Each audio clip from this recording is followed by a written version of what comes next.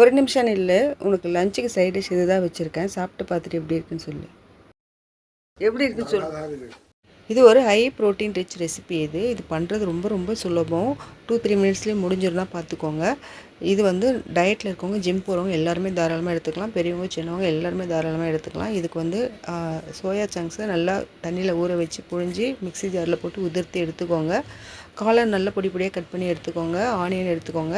இது கூட வந்து நான் காரத்துக்கு மிளகாத்தூள், மஞ்சள் தூள், கொத்தமல்லி, கருவேப்பிலை எல்லாமே சேர்த்துருக்கேன். காய்கறி வேணாலும் நீங்கள் இது கூட சேர்த்துக்கோங்க. அவ்வளோதான். கொத்தமல்லி, கருவேப்பிலை எல்லாமே நல்லா பொடியாக கட் பண்ணி இதில் சேர்த்துக்கோங்க. காரத்துக்கு பச்சை மிளகா, மிளகுத்தூள்லாம் சேர்த்துக்கோங்க. நம்ம எப்போவுமே ஆம்லெட் போடுவோம் இல்லையா, அதே மாதிரி போட்டு எடுத்துக்கோங்க. ரொம்ப குயிக்காக முடிஞ்சிடும். இதை சைட் டிஷ்ஷாகவும் எடுத்துக்கலாம், மெயின் டிஷ்ஷாகவும் எடுத்துக்கலாம். இந்த டயட்டில் இருக்கவங்க தாராளமாக இதை எடுத்துக்கலாம். ஒரு சிலர் டயட்டில் இருப்பாங்க, அவங்க சாதம்லாம் அதிகமாக எடுத்துக்க மாட்டாங்க. அந்த மாதிரி இருக்கிறவங்க இதை மெயின் டிஷ்ஷாகவே எடுத்துக்கலாம். வாங்க இது எப்படி பண்ணலான்னு பார்க்கலாம். ஆனியன் பொடியாக கட் பண்ணி எடுத்துக்கோங்க. காளான் நல்லா பொடியாக கட் பண்ணி எடுத்துக்கோங்க. சோயா சங்க்ஸை நல்லா ஊற வச்சு உதிர்த்து எடுத்துக்கோங்க.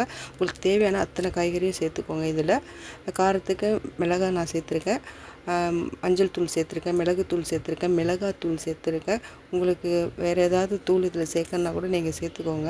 தேவையான அளவு உப்பும் சேர்த்துக்கோங்க. சேர்த்துட்டு முட்டை உங்களுக்கு எத்தனை வேணுமோ அத்தனை நீங்கள் இதில் கலந்துக்கோங்க. ஒரு சில குழந்தைங்கள்லாம் ஸ்கூலுக்கு சாப்பாடு கொடுத்து விடும்போது சாப்பிடவே மாட்டாங்க, அப்படியே எடுத்துகிட்டு வந்துடுவாங்க. கொஞ்சமாக சாப்பிடுவாங்க, அவங்களுக்கு பிடிக்காது. அந்த மாதிரி இருக்கிறவங்களுக்கு நீங்கள் இந்த மாதிரி பண்ணி கொடுங்க. இந்த மாதிரி பண்ணி ஒரு 2-3 பீஸ் நீங்கள் வச்சாலே முழுசுமே அவங்க சாப்பிட்டுட்டு வந்துடுவாங்க. இதில் உங்களுக்கு தேவையான அளவு நீங்கள் முட்டை சேர்த்துக்கோங்க. சேர்த்துட்டு இந்த மாவு பதத்துக்கு இந்த மாதிரி இருக்கணும். இதுக்கப்புறம் நம்ம தோசை தவாவில் ஊற்றி இதை தோசைக்கல்லில் ஊற்றிட்டு நல்லா மெல்லிசாக, நம்மளுக்கு மெல்லிசாக தோசை நம்ம ஊற்றுவோம் இல்லையா, அந்த மாதிரி நல்லா மெல்லிசாக பண்ணிவிடுங்க. பண்ணிவிட்டு இது மேலே வந்து நாம் வந்து கொஞ்சம் ரைஸ் சேர்க்க போகிறோம். ரைஸ் இல்லாமலும் இதை அப்படியே கூட சாப்பிடலாம், ரொம்பவே நல்லாயிருக்கும். லஞ்சுக்கு அந்த மாதிரி எடுத்துகிட்டு போகணும் அப்படின்னு நீங்கள் நினச்சிங்கன்னா மேலே இந்த மாதிரி கொஞ்சம் ரைஸ் சேர்த்துக்கோங்க. ரைஸ் கொஞ்சம் கூட வேண்டாம் அப்படின்னு நீங்கள் நினச்சிங்கன்னா இது மேலே பன்னீர் கூட நீங்கள் துருவி நல்லா சேர்க்கலாம். துருவிட்டு கூட கொஞ்சம் இன்னும் மசாலாலாம் ஆட் பண்ணிவிட்டு அதையும் நீங்கள் சேர்க்கலாம். அப்படி சேர்க்கும்போது இன்னும் ரொம்ப ரிச்சாக கிடைக்கும் நம்மளுக்கு. கீரை இருந்தாலும் ரொம்ப பொடியாக கட் பண்ணிவிட்டு கீரை கூட இதில் கலந்து நம்ம சாப்பிடலாம். ரொம்ப நல்லாயிருக்கும் சாப்பிட்றதுக்கு. இது கூட வந்து சைட் டிஷ்ஷாக எடுத்துக்கிறதுக்கு நல்ல காரமான சட்னி பண்ணி சைட் டிஷ்ஷாக எடுத்துக்கிட்டிங்கன்னா ரொம்பவே நல்லாயிருக்கும். இதே மாதிரி ஹெல்த்தியான ரெசிபீஸ்க்கு என்னோடய சேனல் ஃபாலோ பண்ணிக்கோங்க. அடுத்தடுத்து நல்ல நல்ல ரெசிப்பியாக போஸ்ட் பண்ணுறேன் நான். இந்த ரெசிபி உங்களுக்கு பிடிச்சிருந்ததுன்னா கமெண்ட்ஸில் சொல்லுங்கள்.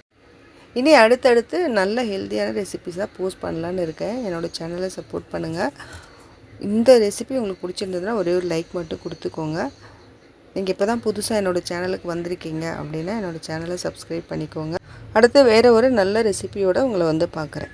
தேங்க்யூ.